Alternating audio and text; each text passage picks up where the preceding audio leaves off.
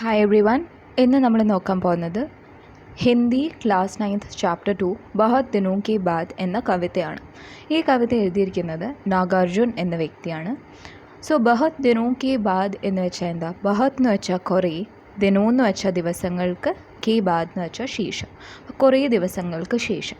അപ്പോൾ ഈ കവിത തുടങ്ങുന്നതിന് മുമ്പ് ഒരു കാര്യം പറയുകയാണെങ്കിൽ, നാഗാർജുൻ എന്ന ഈ കവി കുറേ ദിവസങ്ങൾക്ക് ശേഷം, നമുക്ക് പല കാരണങ്ങളാൽ നമ്മുടെ നാട് വിട്ട് പോയി പുറം രാജ്യത്ത് ജീവിക്കേണ്ട അവസ്ഥയൊക്കെ വരാറുണ്ടല്ലേ. അപ്പോൾ നാട്ടിലോട്ട് തിരിച്ചു വരുമ്പോൾ ഒരു പ്രത്യേക അനുഭവം ഉണ്ടാവും. അപ്പോൾ ഈ കവി കുറേ നാളുകൾക്ക് ശേഷം അയാളുടെ ഗ്രാമത്തിലോട്ട് തിരിച്ചു വരികയാണ്. അവിടുത്തെ പ്രകൃതിയുടെ ഭംഗിയൊക്കെ ആസ്വദിക്കുന്നതിനെ കുറിച്ചാണ് ഈ പോയം.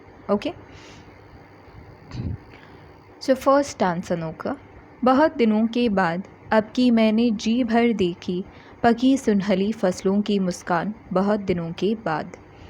അപ്പം ബഹത് ദിനോं കെ ബാദ് എന്ന് വെച്ചാൽ എന്താ? ഞാൻ പറഞ്ഞു, കുറേ ദിവസങ്ങൾക്ക് ശേഷം. അബ് കി मैंने जी भर देखी, അപ്പോൾ ഞാൻ जी भर देखी എന്ന് വെച്ചാൽ മനസ്സ് നിറഞ്ഞ്, ജി എന്ന് വെച്ചാൽ മനസ്സ് എന്നർത്ഥം, ഭർ എന്ന് വെച്ചാൽ നിറഞ്ഞിട്ട്, ദേഖി എന്ന് വെച്ചാൽ കണ്ടു. അപ്പോൾ ഞാൻ മനസ്സ് നിറഞ്ഞ് കണ്ടു. എന്താണ് കണ്ടത്? പക്കി സുൻഹലി ഫസ്ലൂം കി മുസ്കാൻ. പക്കി സുൻഹലി എന്ന് വെച്ചാൽ, പക്കി എന്ന് വെച്ചാൽ വിളഞ്ഞു നിൽക്കുന്ന, റൈപ്പായിട്ടുള്ള, സുൻഹലി എന്ന് വെച്ചാൽ സോനെ കാ രംഗ് അല്ലെങ്കിൽ ഗോൾഡൻ കളർ, സ്വർണ്ണ നിറത്തിലുള്ള, ഫസൽ എന്ന് വെച്ചാൽ ക്രോപ്പ്. ഓക്കെ, ക്രോപ്പാണ്. കി മുസ്കാൻ, മുസ്കാൻ എന്ന് വെച്ചാൽ എന്താണ്? Smile, smile. ഓക്കെ, അപ്പോൾ കവി എന്താണ് കാണുന്നത്? മനസ്സ് നിറഞ്ഞ് എന്താണ് കാണുന്നത്? റൈപ്പായിട്ട് നല്ല ഗോൾഡൻ നിറത്തിലുള്ള ക്രോപ്സ് ചിരിച്ചുകൊണ്ട് നിൽക്കുന്നതാണ് കവി കാണുന്നത്. ബഹത് ദിനോं के बाद, ഇത് കുറേ ദിവസങ്ങൾക്ക് ശേഷമാണ് കവി കാണുന്നത്. Second stanza. ബഹത് ദിനോं के बाद अब की मैं जी भर सुन पाया धान कूटती किशोरियों की कोकिल घंटी थान. ബഹത് ദിനോं के बाद, അപ്പോൾ ബഹത് ദിനോं के बाद കുറേ ദിവസങ്ങൾക്ക് ശേഷം. അബ് കി മൈ ജി ഭർ സുൻ പായ, ജി ഭർ സുൻ പായ എന്ന് വെച്ചാൽ മനസ്സ് നിറഞ്ഞ് എനിക്ക് കേൾക്കാൻ പറ്റി. ധാൻ കൂർത്തി കിഷോരിയോं की കോക്കിൽ ഘണ്ടി താൻ.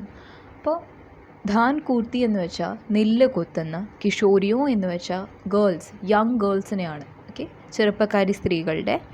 കോക്കിൽ ഘണ്ടി എന്ന് വെച്ചാൽ കോയലില്ലേ, എന്താ പറയുക, കുയിലിൻ്റെ ഒക്കെ മധുരമായ ശബ്ദം പോലെയുള്ള ശബ്ദം. താൻ എന്ന് വെച്ചാൽ എന്താണ്? വോയിസ്. ഓക്കെ, ബഹത് ദിനോं के बाद, കുറേ ദിവസങ്ങൾക്ക് ശേഷം കവിക്ക് ചെറുപ്പക്കാരിയായ നെല്ല് കുത്തുന്ന സ്ത്രീകളുടെ കുയിലിനെ പോലെ മധുരമായ ശബ്ദത്തിൽ പാടുന്നതൊക്കെ കേൾക്കാൻ പറ്റി. Third stanza. ബഹത് ദിനോं के बाद अब की मैंने जी भर सूंघे मॉल सिरी के ढेर ढेर से താസെ ടട്കെ ഫൂൽ ബഹത് ദിനോं के बाद, കുറേ ദിവസങ്ങൾക്ക് ശേഷം. ഇനി എന്താ? ജി ഭർ സൂംഘേ, സൂംഘന എന്ന് വെച്ചാൽ സ്മെല്ല് ചെയ്യാൻ പറ്റുക, സ്മെൽ, ടു സ്മെൽ. ഓക്കെ, മോൾ സിരി കെ ढेर ढेर से താസെ ടട്കെ ഫൂൽ. മോൾ സിരി എന്താണെന്ന് വെച്ചാൽ ഇലഞ്ഞി മരത്തിലെ, ढेर ढेर से എന്ന് വെച്ചാൽ കുറേ കുറേയായ, താസെ ടട്കെ എന്ന് വെച്ചാൽ എന്താണ്? ഫ്രഷ് ആയിട്ടുള്ള, പുതുപുത്തനായിട്ടുള്ള, ഫൂൽ എന്ന് വെച്ചാൽ ഫ്ലവേഴ്സ്.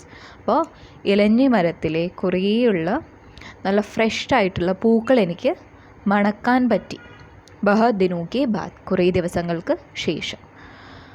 ഫോർത്ത് സ്റ്റാൻസ നോക്കുക. ബഹത് ദിനോं के बाद अब की मैं जी भर छू पाया अपनी गवई पगडंडी की चंदन वर्णी धूल ബഹത് ദിനോं के बाद, കുറേ ദിവസങ്ങൾക്ക് ശേഷം. അബ് കി മൈ ജി ഭർ ഛൂ പായ, ഛൂ പായ എന്ന് വെച്ചാൽ ടച്ച് ചെയ്യാൻ പറ്റി, to be able to touch, എനിക്ക് തൊടാൻ സാധിച്ചു. എന്താണ് തൊടാൻ സാധിച്ചത്? അപ്നി ഗവയി പഗ്ഡണ്ടി, ഗവയി എന്ന് വെച്ചാൽ ഗ്രാമത്തിലെ, പഗ്ഡണ്ടി എന്ന് വെച്ചാൽ ഫുട്പാത്ത് അല്ലെങ്കിൽ ഒറ്റയടി പാതയില്ലേ, ഒരു ട്രെയിൽ, ഈ പാടത്തിലൊക്കെ കാണുന്ന ഒരു പാതയില്ലേ, അതിനാണ് പഗ്ഡണ്ടി എന്ന് പറയുക. ഫുട്പാത്തിലെ ഫുട് വേ എന്ന് നമുക്ക് പറയാം. ഈ ചന്ദൻ വർണി, ചന്ദൻ വർണി എന്ന് വെച്ചാൽ ചന്ദന വർണ്ണത്തിലുള്ള, ചന്ദന നിറത്തിലുള്ള അല്ലെങ്കിൽ ചന്ദനത്തിൻ്റെ കളറിലുള്ള, ധൂൽ, ധൂൽ എന്ന് വെച്ചാൽ പൊടി അല്ലെങ്കിൽ ഇവിടെ മണ്ണ് എന്നൊരു അർത്ഥമാണ് വരുന്നത്. ധൂൽ എന്ന് വെച്ചാൽ ഡസ്റ്റ്, പൊടി പാറില്ലേ. ബഹത് ദിനോं के बाद, അപ്പോൾ കുറേ ദിവസങ്ങൾക്ക് ശേഷം നമ്മുടെ കവിക്ക് എന്താണ് തൊടാൻ സാധിച്ചത്? ഫുട്പാത്തിൽ എൻ്റെ ഗ്രാമത്തിലെ ഫുട്പാത്തിലെ ചന്ദന നിറത്തിലുള്ള പൊടികൾ അല്ലെങ്കിൽ മണലൊക്കെ എനിക്ക് ടച്ച് ചെയ്യാൻ പറ്റി. नेक्स्ट आंसर, बहुत दिनों के बाद अब की मैंने जी भर ताल मखाना खाया. गन्ने चूसे जी भर बहुत दिनों के बाद. കുറേ ദിവസങ്ങൾക്ക് ശേഷം ജി ഭർ താൽ മഖാന ഖായ. താൽ മഖാന എന്ന് വെച്ചാൽ ഒരു ഔഷധച്ചെടിയാണ്. അതിൽ കിട്ടുന്ന സീഡ്സാണ്. ഞാൻ ഇവിടെ സൈഡിൽ പിക്ചർ കൊടുക്കാം. ഓക്കെ, അപ്പോൾ അത് കഴിക്കാൻ പറ്റി. പിന്നെ ഗന്നെ ചൂസെ, ഗന്നെ എന്ന് വെച്ചാൽ ഷുഗർ കേ അല്ലെങ്കിൽ കരിമ്പിൻ്റെ ചൂസ്ന എന്ന് വെച്ചാൽ അത് വലിച്ചു കുടിക്കാൻ പറ്റി. ജീഭർ, മനസ്സ് നിറഞ്ഞ് എനിക്ക് ഈ ഗന്നയുടെ ജ്യൂസ്, കരിമ്പിൻ്റെ ജ്യൂസ് വലിച്ചു കുടിക്കാൻ പറ്റി. എനിക്ക് താൽ മഖാന കഴിക്കാൻ പറ്റി. ബഹത് ദിനോ കെ ബാദ്, കുറേ ദിവസങ്ങൾക്ക് ശേഷം. അപ്പോൾ ഇയാൾ ഇവിടെ കഴിക്കുകയാണ് ചെയ്യുന്നത്. ഫൈനൽ സ്റ്റാൻസ് ആണ്. ബഹത് ദിനോ കെ ബാദ് അബ് കി मैंने जी भर भोगे गंध रूप रस शब्द स्पर्श सब साथ साथ इस भू पर बहुत दिनों के बाद. അപ്പോൾ ഈ ഒരു സ്റ്റാൻസ എക്സ്പ്ലെയിൻ ചെയ്യുന്നതിന് മുമ്പ് നമുക്ക് മുകളിലെ സ്റ്റാൻസയിലോട്ട് പോവാം. ഫസ്റ്റ് സ്റ്റാൻസയിൽ കവി എന്താണ് കാണുകയാണ് ചെയ്യുന്നത്. So I can write it as കവി സീ ആണ് ചെയ്യുന്നത്, അല്ലെങ്കിൽ ദേഖ്ന. എല്ലാവർക്കും 5 സെൻസസ് അറിയാമെന്ന് വിചാരിക്കുന്നു. എന്തൊക്കെയാണ് 5 senses? To see, to hear, to smell, to taste and to touch. അതെന്തൊക്കെ വെച്ചിട്ടാണ്? കണ്ണ് വെച്ച് കാണുക, മൂക്ക് വെച്ച് സ്മെല്ല് ചെയ്യുക, വായ വെച്ച് ടേസ്റ്റ് ചെയ്യുക, പിന്നെ നമ്മുടെ സ്കിന്ന് വെച്ച് തൊടാൻ സാധിക്കുക, ചെവി വെച്ച് കേൾക്കുക. അപ്പോൾ ഫസ്റ്റ് എന്താണ്? കാണുകയാണ് ചെയ്യുന്നത്. സെക്കൻഡ് എന്താ? ജീഭർ സുൻ പായ. എന്താണ് ഇവിടെ സംഭവിക്കുന്നത്? ഹിയർ അല്ലേ, കേൾക്കുകയാണ് ചെയ്യുന്നത്. മൂന്നാമത്തിൽ ജീഭർ സൂങ്കേ, സ്മെല്ലാണ്. നമ്മുടെ മൂന്നാമത്തെ സെൻസാണ് ഇവിടെ പറയുന്നത്. നാലാമത്തെ എന്താ? To touch. ഫോർത്ത് സ്റ്റാൻസയിൽ ടച്ചാണ് പറയുന്നത്. ഫിഫ്ത്ത് സ്റ്റാൻസയിൽ എന്താ പറയുന്നത്?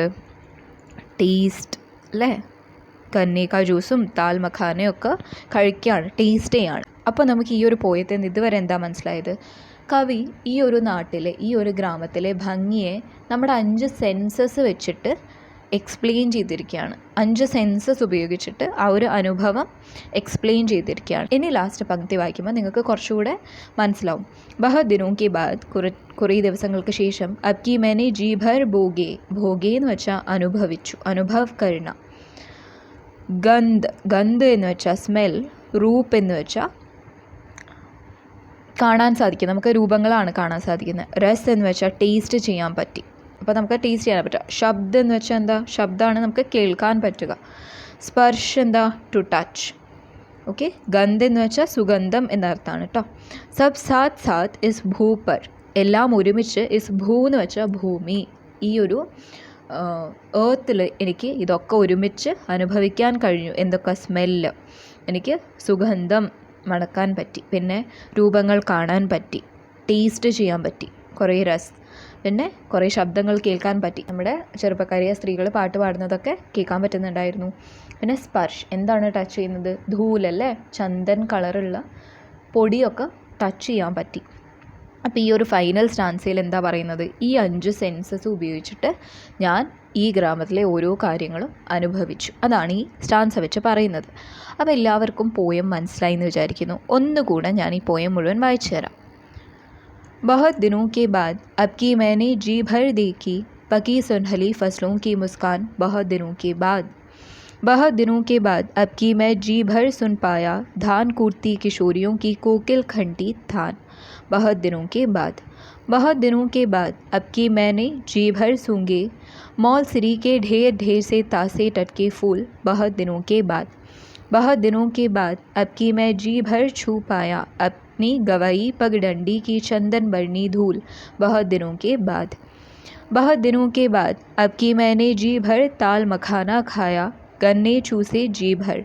बहुत दिनों के बाद अब की मैंने जी भर भोगे गंध रूप रस शब्द स्पर्श सब साथ साथ इस भू पर. बहुत दिनों के बाद. ഈ കവിത വായിച്ചിട്ട് ഇപ്പോൾ നിങ്ങൾക്ക് അർത്ഥങ്ങളൊക്കെ മനസ്സിലായിട്ടുണ്ടാവുമെന്ന് വിചാരിക്കുന്നു. ഇനി നമുക്ക് സൈഡിൽ കൊടുത്തിരിക്കുന്ന ക്വസ്റ്റ്യൻ്റെ ആൻസേഴ്സ് നോക്കാം. ഫസ്ലോं की मुस्कान से क्या तात्पर्य है? അപ്പോൾ ഫസ്ലോं की मुस्कान എന്ന് കവി എന്താണ് ഉദ്ദേശിക്കുന്നത്?